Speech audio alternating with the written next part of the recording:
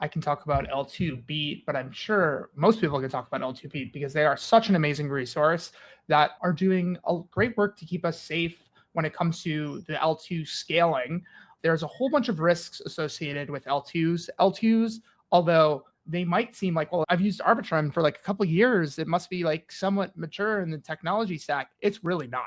Like these proof technologies that are like how we're actually able to scale execution are still relatively new on the grand scheme of things tech, and there might be bugs and there's risks when using them, and these are early stage technologies, and L2Beat actually does an amazing job of highlighting the different risks that exist. Griff can definitely speak about this as he's actually involved on the Arbitrum Security Council. And I'm the reason they have that yellow wedge. but one thing that L2Beat does an amazing job is just like making the different risks legible. You can go through and you can understand, okay, there is a 10-day exit window, but there's also the Security Council has the ability to upgrade immediately if they deem it's necessary. And there's different stages, and they look at the walkaway test. They've done really cool work too, where like I remember DYDX, which used to be a rollup on Ethereum, they actually switched and now are their own L1. But L2Beat built a tool because they're like an L2 that had an exit window and allowed users to exit. L2Beat built a tool that allowed users to safely exit the funds, even though the operators of the rollup completely disappeared. So super cool. Anything else to add about L2Beat, Griff? No, I just want to say Arbitrum is number one on the list there. Even though we do have the Security Council, we're still one of the most secure rollups. And I love that they're doing these ratings. It's just not sexy, but it's so critical for our infrastructure and for our community to have to compete on here.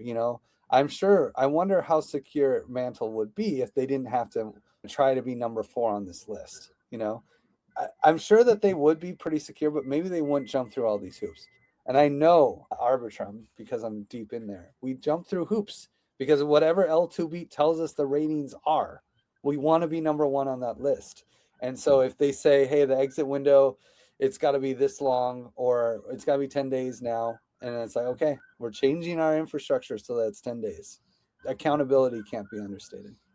And a quick shout out. I mean, I don't want to kind of give credit for an announcement, but if you haven't read Base's most recent post, they said they want to progress towards being a stage 2 rollup, and they're actually using TE and ZK proofs together as backups for each other. And that's super cool. If you want to stand out as a rollup, go be number 1. Go be a stage 2 rollup, and you'll be highlighted here. And like people in the Ethereum community will highlight the stage 2 rollups because, in my opinion, it's time for us to kind of put up or shut up. I did say it is early stage technology and there's risks, but the proving technology is getting slightly more mature, and it's time where we actually know how to build systems where there can actually be TE proof checks for ZK and different mechanisms that people way smarter than us do can tell you more about. But if you want to stand out, let's get to stage 2, and I would love to move my personal funds over to a stage 2 rollup. Totally. I mean, if Base goes to stage 2, like they'll be number 1, and I guarantee Arbitrum is going to be like, wow, we got to get to stage 2. I mean, they were already like, oh, we got to get to stage 2, but